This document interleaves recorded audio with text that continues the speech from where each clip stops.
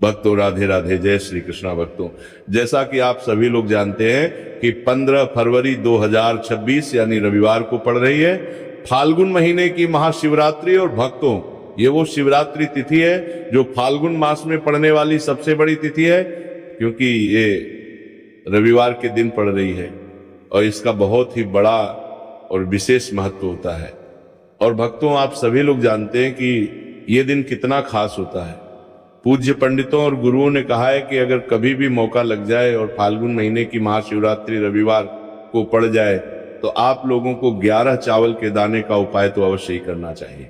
इन दोनों का संयोग बहुत ही कम आता है। इसी के साथ में शिव महापुराण, जो हमारे हिंदू धर्म के 18 प्रमुख पुराणों में से एक है, उसकी कथा में बताया है कि इस दिन 11 चावल दाने का बहुत ही बड़ा महत्व होता है। इसीलिए उपाय तो आपको अवश्य ही करना चाहिए, क्योंकि ऐसा दिन पूरे साल में सिर्फ एक ही बार आता है।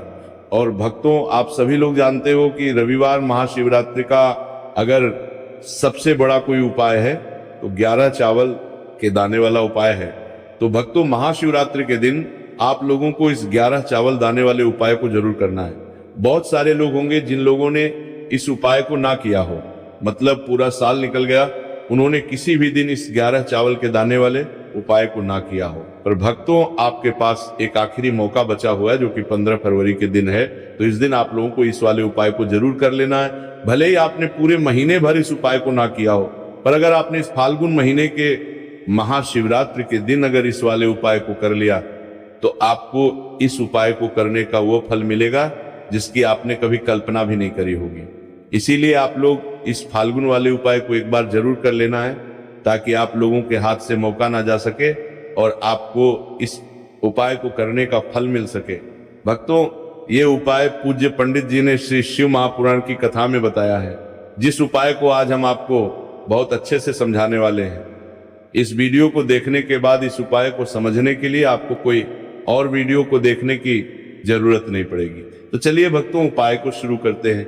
देखिए, ये इस फाल्गुन महीने के रविवार का दिन इतना खास होता है, इतना महत्वपूर्ण होता है। देखा गया है कभी कभी बड़े बड़े पूजा पाठ अनुष्ठान से जो मनोकामना पूर्ण नहीं होते वो कार्य करके जन्यता फाल्गुन महीने की महाशिवरात्रि के दिन एक छोटे से उपाय करने से ही आपकी मनोकामना पूर्ण हो जाती है। और बहुत सारे लोगों ने इस उपाय को किया भी है और उनको इस उपाय को करने का फल भी जरूर मिला है। अगर आप लोग भी इस उपाय को करना चाहते हैं तो आप इस उपाय को पहले अच्छे से समझ लेना, सुन लेना, उसके बाद करना। आपको इस उपाय का फल जरूर मिलेगा।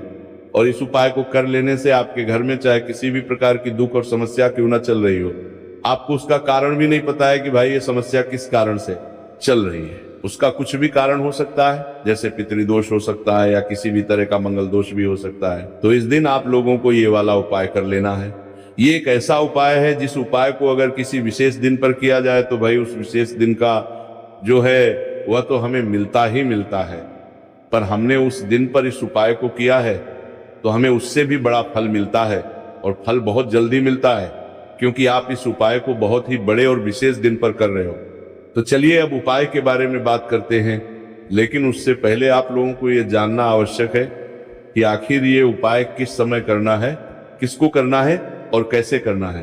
तो चलिए हम आगे आपको वीडियो में एक एक करके बता देते हैं।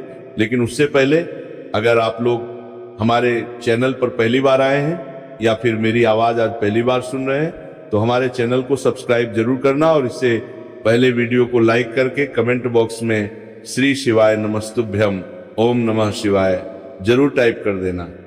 तो भक्तों, इस 11 चावल के दाने वाले उपाय को हमें रविवार महाशिवरात्रि के दिन कैसे करना है, किसको करना है, किस समय करना है और कहां पर करना है, ये सारे सवालों के जवाब आपको इस वीडियो में मिल जाएंगे। और जो ये वीडियो देखेगा भाई, उसको 11 चावल के दाने वाला उपाय जरूर करना चाहिए, क्योंकि इस दिन एक चावल के दाने का भी बहुत ही बड़ा और विशेष महत्व होता है। और जब बात आ जाए 11 चावल के दाने की, तो ये सोने पर सुहागा वाली बात हो जाती है, और ये एक बहुत ही बड़ा उपाय हो जाता है इस रविवार महाशिवरात्रि का। तो अब भक्तों, इस 11 चावल के दाने वाले उपाय को आखिर करना किसको है, सबसे पहले हम लोग वो बात जान लेते हैं। तो देखो, घर की जो बड़ी माताएं बहनें होती हैं उन माताओं बहनों में से कोई भी एक बड़ी माता बहन इस वाले उपाय को कर सकती है। और भक्तों, अगर आप चाहे तो अपने घर में से सभी सदस्यों को भी इस उपाय को करवा सकते हैं।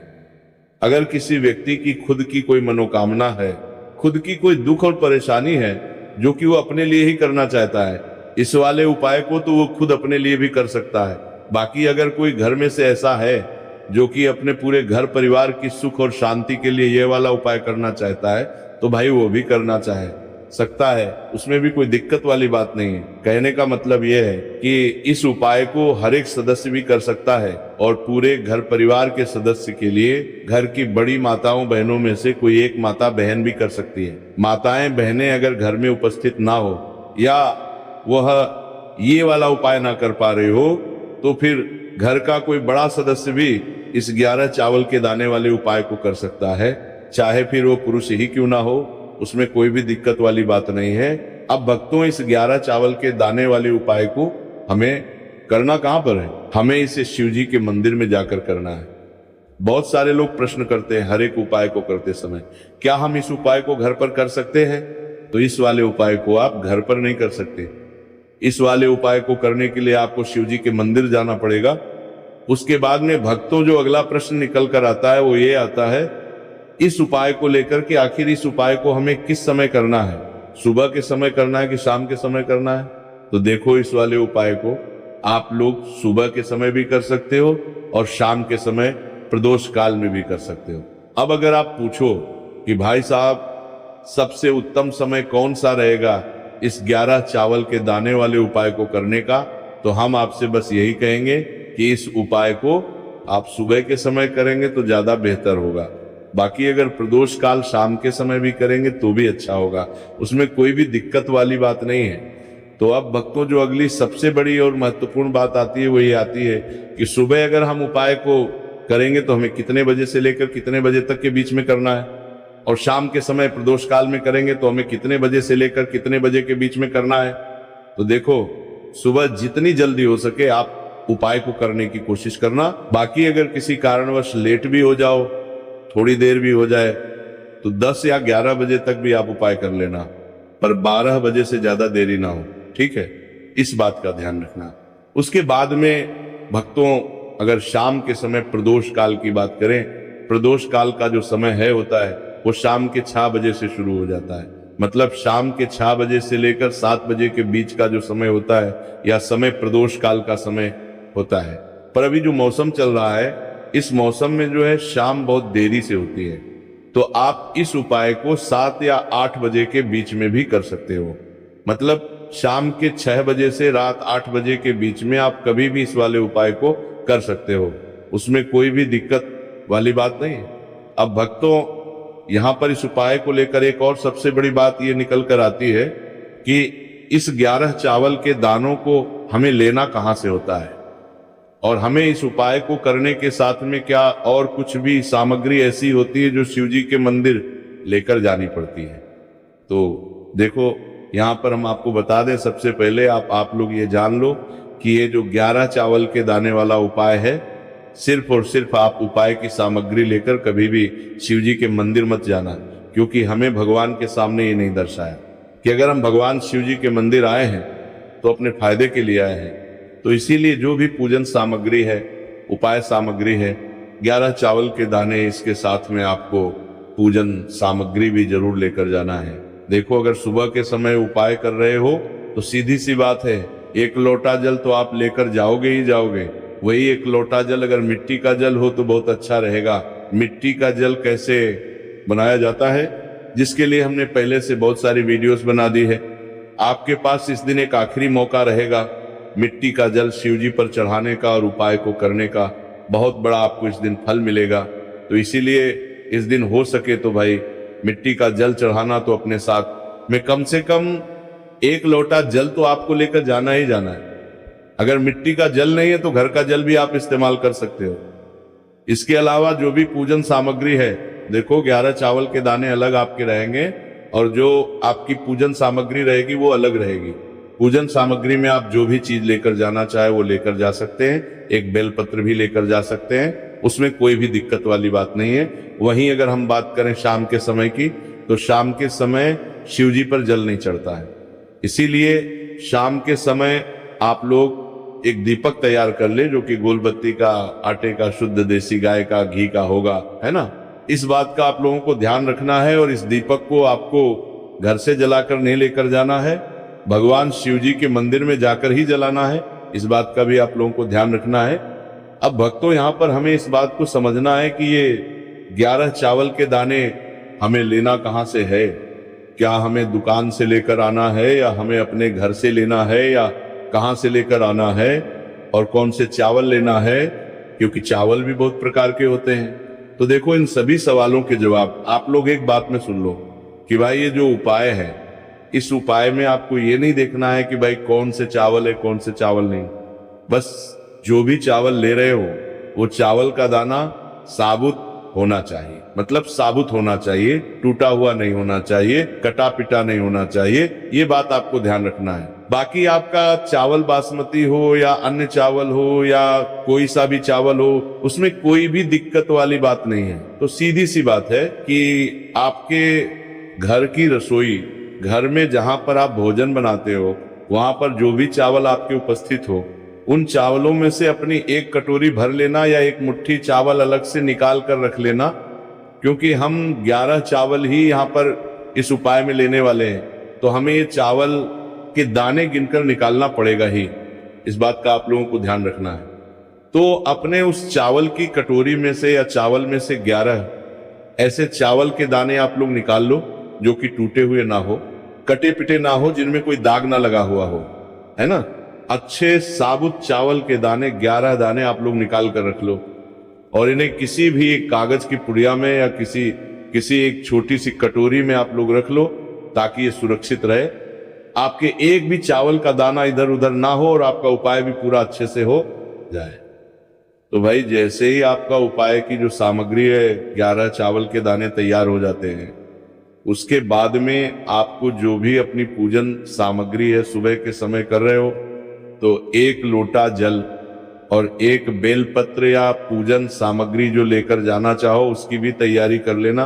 और शाम के समय जा रहे हो तो भाई अपना जो दीपक है उसे तैयार कर लेना, ठीक है। और उपाय को करते समय शुद्धता का विशेष रूप से ध्यान रखना, ठीक है। सुबह सुबह स्नान करने के बाद ही उपाय को करने की आप लोग तैयारी करना। उसके बाद अगर शाम के समय की बात करें तो शाम के समय आपको स्नान करने की जरूरत नहीं है, पर शुद्धता का ध्यान रखना है। आपको स्नान तो नहीं करेंगे, आप हाथ मुंह धोकर भी इस वाले उपाय को शाम के समय प्रदोष काल में कर सकते हैं। इसमें कोई दिक्कत वाली बात नहीं है। तो आप अपने उपाय की पूरी सामग्री तैयार करके आपके पास ही में जो आपका शिव मंदिर हो वहां पर पहुंच जाइए। सबसे पहले शिव मंदिर में जाकर आप लोगों को उपाय नहीं करना है, पहले भगवान के दर्शन करना है, भगवान से आशीर्वाद प्राप्त करना है। फिर शिव जी की शिवलिंग के पास में आना है। शिवलिंग के पास में आने के बाद आप जो पूजन सामग्री लेकर आए हुए हैं, जैसे कि सुबह गए हुए होंगे तो 1 लोटा जल और जो भी पूजन सामग्री लेकर आए हैं आप उनसे भगवान शिव जी की पूजन कीजिए। सबसे पहले तो 1 लोटा जल ही चढ़ेगा, फिर आपको 1 बेलपत्र श्री शिवाय नमस्तुभ्यम का जाप करते हुए शिवलिंग पर चढ़ा देना है। उसके बाद में आपकी पूजन सामग्री चढ़ेगी। उसके बाद में अगर भक्तों शाम के समय अगर आप इस उपाय को कर रहे हो तो अपने साथ में कम से कम एक जो दीपक है गोल बाती का, जो आप अपने साथ में लेकर गए हो, उस दीपक को मंदिर में जाकर अपनी माचिस से जलाना है और उस दीपक को शिवलिंग के पास में रखना है, ठीक है। इस दीपक को रखने के बाद ही आप लोगों को अपना ये वाला उपाय शुरू करना है। और दीपक को ज्यादा पास में मत रखना, भगवान शिव जी को आंच नहीं लगनी चाहिए, है ना। तो भाई, जैसे ही आपकी पूजा अर्चना हो जाती है, आप भगवान शिव जी को प्रसन्न कर लेते हैं, उसके बाद में शिवलिंग के पास ही में आप कहीं पर बैठ जाइए, सामने या आसपास जिस जगह पर आपको बैठना हो वहां पर बैठ जाइए और अपने वो 11 चावल के दाने अपने सामने निकाल कर रख लीजिए, क्योंकि अब यहाँ पर उपाय को यहाँ पर करने की आपको तैयारी करना है। और इस तरीके से जब आप उपाय करेंगे, पूजन सामग्री करने के बाद, पूजन अर्चना करने के बाद, तो आपको उपाय का फल बहुत जल्दी और बहुत बड़ा होकर मिलेगा। तो अपने 11 चावल के दाने अपने सामने निकाल कर रख लेना।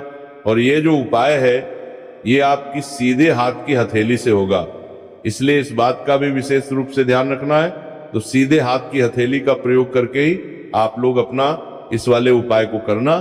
अपने सामने जो भी आपकी कागज की पुड़िया है उसको खोल कर रख लो, या कटोरी है तो भाई उसे अपने सामने रख लो और अपने वह 11 चावल के दाने निकाल लो, ठीक है। उसके बाद में भक्तों अब आपको क्या करना है कि शिवलिंग आपके सामने होगी, तो आपने वह 11 चावल के दाने एक एक करके जहां पर आपने बेलपत्र चढ़ाया है आपको शिव जी के शिवलिंग के ऊपर चढ़ाना है। कहां पर चढ़ाना है? शिवलिंग के ऊपर चढ़ाना, और कहीं पर भी नहीं चढ़ाना है आपको। अपने हथेली से तो शिवलिंग के ऊपर चढ़ाना है, भले ही फिर वो अपने आप जलाधारी पर गिर जाए या मतलब वहीं पर गिर जाए, उसमें कोई दिक्कत वाली बात नहीं है, पर आप चढ़ाओ शिवलिंग के ऊपर ही। तो आपको क्या करना है, अपना पहला चावल का दाना उठाना है, श्री शिवाय नमस्तुभ्यम बोलना है और शिवलिंग पर चढ़ा देना है। इसी तरीके से दूसरा चावल का दाना उठाए, शिवलिंग पर चढ़ाना है और मंत्र बोल देना है, और फिर तीसरा चावल का दाना उठाना है, श्री शिवाय नमस्तुभ्यम बोलना है और चढ़ा देना है। इसी प्रकार से आपको पूरे 11 चावल के दाने एक एक करके शिव जी के शिवलिंग के ऊपर चढ़ाए और भगवान से प्रार्थना करते जाना है। मतलब प्रार्थना तो आपको आखिरी में करना है, पर हर एक चावल के दाने को चढ़ाते समय श्री शिवाय नमस्तु है जरूर बोलना है। उसके बाद ही में ये चावल का दाना शिवलिंग के ऊपर आपको चढ़ाना है। जैसे ही आपके 11 चावल के दाने शिवलिंग के ऊपर चढ़ जाते हैं तो भाई उसके बाद में आपको क्या करना है, भगवान से अपनी मनोकामना बोलना है। मनोकामना भी कब बोलना है? जब आपका 11 चावल का दाना आपके सीधे हाथ की हथेली में हो और आप उसे चढ़ाने के लिए जा रहे हो, श्री शिवाय नमस्तुभ्यम बोलकर उस आखिरी चावल के दाने को शिवलिंग के ऊपर चढ़ा देना और भगवान से फिर अपनी वो मनोकामना बोल देना जिस मनोकामना के लिए आप लोग अपना ये वाला उपाय कर रहे हो। जिस भी दुख और परेशानी के लिए आप लोग अपना ये वाला उपाय कर रहे हो, उसके बाद में जैसे ही आप अपनी मनोकामना बोल देते हो आपका ये वाला उपाय पूरा हो जाता है।